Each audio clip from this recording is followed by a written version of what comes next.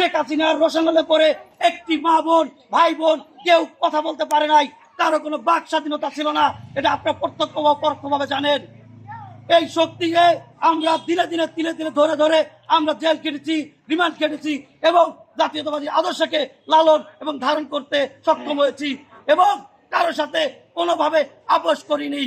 আমাদের সংগ্রামী, আমাদের দেশের প্রধানমন্ত্রী, সাবেক তিনবারের প্রধানমন্ত্রী দেশনেত্রী বেগম খালেদা জিয়া, তিনি জানেন কত নির্যাতনের শিকার হয়েছে। মাত্র 2 কোটি টাকার মামলায় তাকে 6 বছর কারাবরণ করতে হয়েছে। আপনারা সবাই জানেন সেই 6 বছর কারাবরণ করেও সে আওয়ামী লীগের সাথে কোনোদিন আঘাত করে সে মুক্ত হয়ে নাই। সে বলছে এই দেশ আমার দেশ, এই দেশ আমার জন্মভূমি, এই দেশেই মরবো, আমি কোন দেশের তাবেদার হয়ে এই দেশ থেকে পলায়ন করব না। আপনারা জানেন এই 17 বছর কতটা নির্যাতন এই দলের পিছনে মানুষ করেছে, কতটা নির্যাতিত এই দলের প্রত্যেকটি কর্মী, কতটা নির্যাতিত হয়েছে। কথা বলতে পারে নাই, হাঁটতে পারে নাই, কোনো কথা বললেই তাকে পুলিশে ধরে নিয়ে গেছে।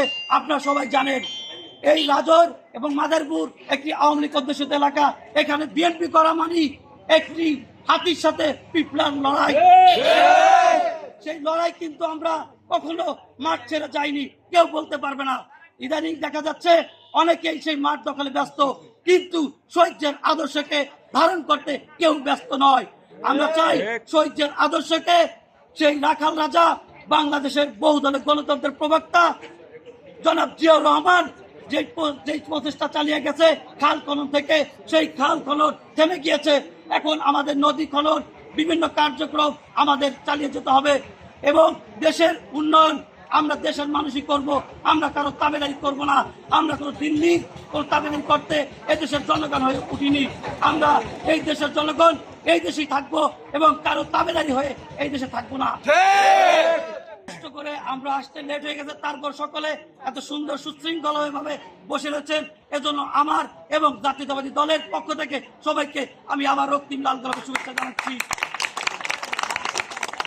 সংগ্রামী সাথী ও ভাই বন্ধুগণ, আপনাদের কাছে আমার একটি দাবি, আপনারা কখনো কোনো পরাশক্তির কাছে মাথা নত করবেন না। এটা আমাদের শহীদ রাষ্ট্রপতি জিয়া রহমান আমাদের শিখিয়ে গিয়েছে। এবং কোন শক্তি যাচাই বাছাই না করে কারোর কথায় কান দেবেন না। এবং বর্তমানে গুজব লীগ তারা বিভিন্ন ভাবে আমাদের মাঝে গুজব ছড়াচ্ছে, বলতেছে এই আসতেছে এই যাচ্ছে, এই কথা বলে আমাদের বিভ্রান্ত সৃষ্টি করছে।